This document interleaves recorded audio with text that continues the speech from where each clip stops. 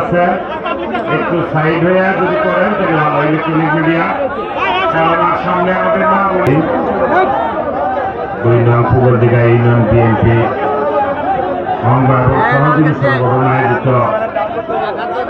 আসলে আমাদের মিটিং ছিল কর্মী সভা। কর্মী সভায় জনসভায় রূপান্তরিত হয়েছে। আলহামদুলিল্লাহ, মহান রব্বুল আলামিনের শুকরিয়া আদায় করি। আজকের মিটিং এর সম্মানিত সভাপতি ফুলদিঘা ইউনিয়ন বিএনপির সভাপতি, সাবেক উপজেলা পরিষদের ভাইস চেয়ারম্যান জনাব মামুনুর রশিদ ফকির, আমাদের মাঝে উপস্থিত হয়েছেন উপজেলা বিএনপির সম্মানিত সভাপতি জনাব আওয়াজ আজিমউদ্দিন, আমাদের মাঝে উপস্থিত হয়েছেন পৌর বিএনপির সভাপতি সাবেক মেয়র যুবদলের আহ্বায়ক জনাব একেএম শাহী, আমাদের মাঝে উপস্থিত আছেন আমাদের উপজেলার সম্মানিত নেতৃবৃন্দ। আসলে হাতে সময় আছে আপনার 15 মিনিট, 20 দেওয়া যায়, যার জন্য আমার ইচ্ছা থাকলো আমি নাম বললাম, আমার জন্য একটু কষ্ট কর। বিভিন্ন ইউনিয়ন থেকে আগত সভাপতি, সাধারণ সম্পাদক, ফুলদিঘা ইউনিয়ন বিএনপির সম্মানিত নেতৃবৃন্দ, অঙ্গ সংগঠনের নেতৃবৃন্দ, print media, electronic media, social media সম্মানিত সাংবাদিক ভাইরা, আমার বাঁ পাশে সম্মানিতা আমার মা ও বোনেরা, পরম শ্রদ্ধেয় মুরব্বিয়ান, সমাবেত উপস্থিতি, আসসালামু আলাইকুম।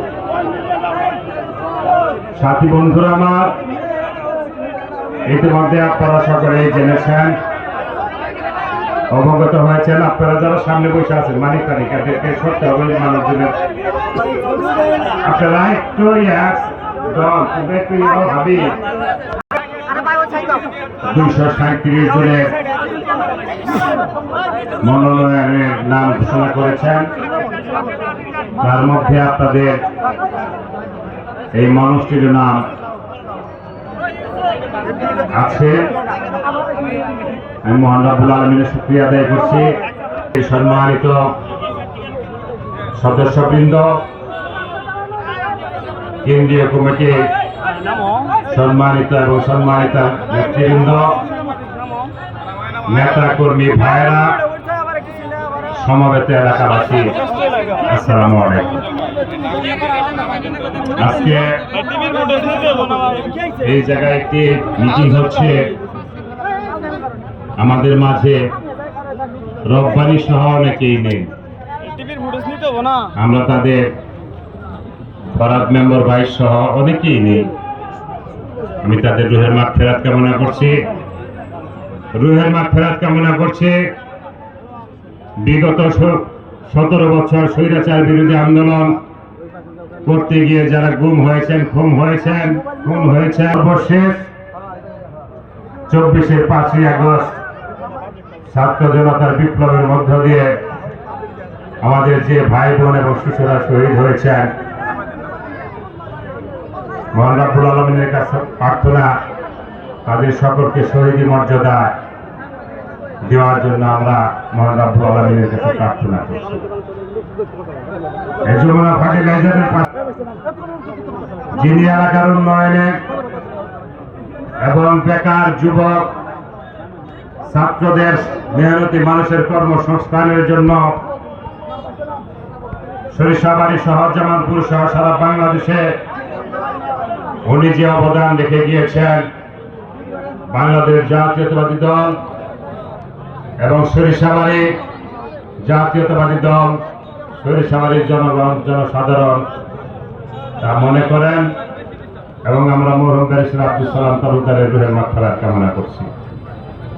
সাথী বন্ধুরা আমার, আগামী ফেব্রুয়ারিতে নির্বাচন, সেই নির্বাচনকে উপলক্ষ করে ইতিমধ্যে বেশ কয়েকটি দল মাঠে নেমেছে, ভোট প্রার্থনা করছে। আমরা বিভিন্ন জায়গায় গিয়েছি, গণসংযোগ করেছে। এবং আমাদের আগামী দিনে বাংলাদেশ জাতীয়তাবাদী দল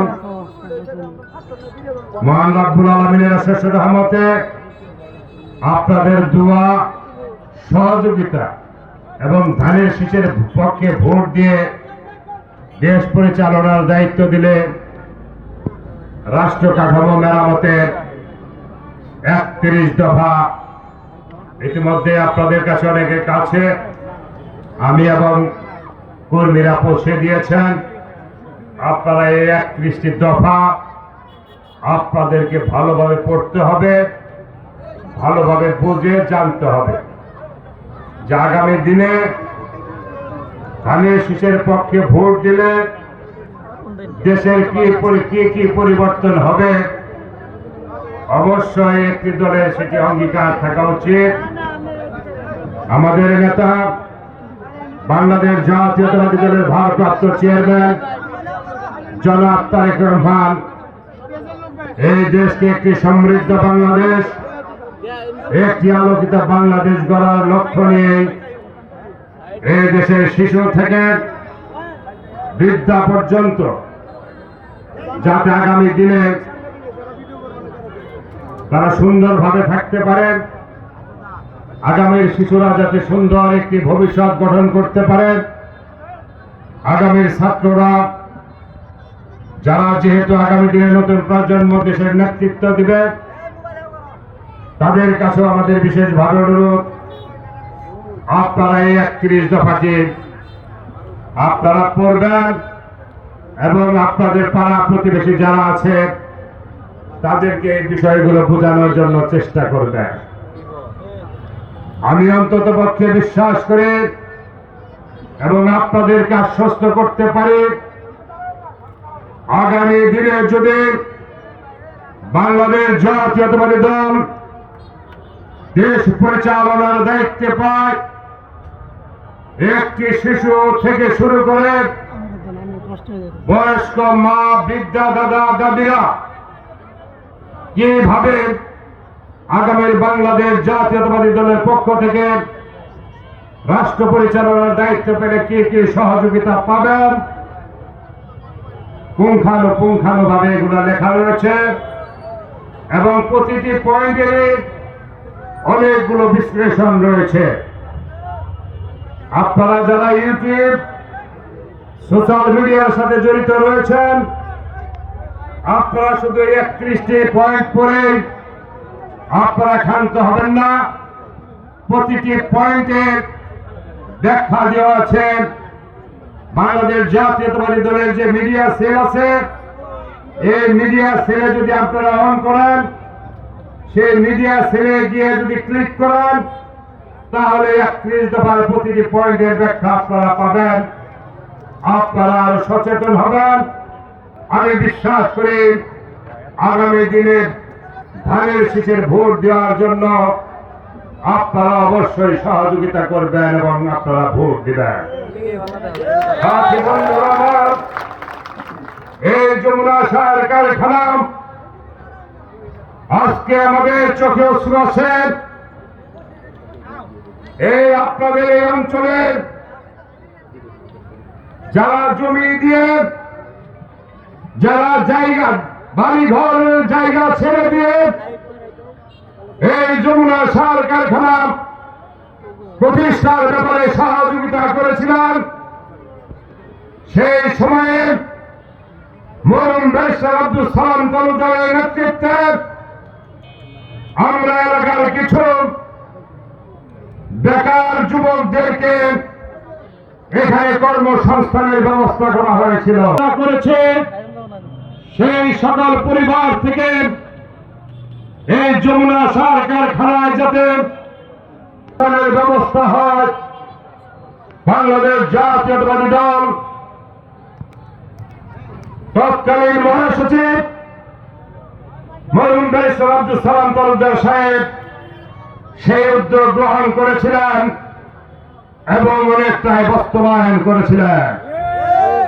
পরবর্তী সময়ে সরকার পরিবর্তনের সাথে সাথে এই যমুনা সার কারখানার চিত্র প্রেক্ষাপট পাল্টে গিয়েছিল।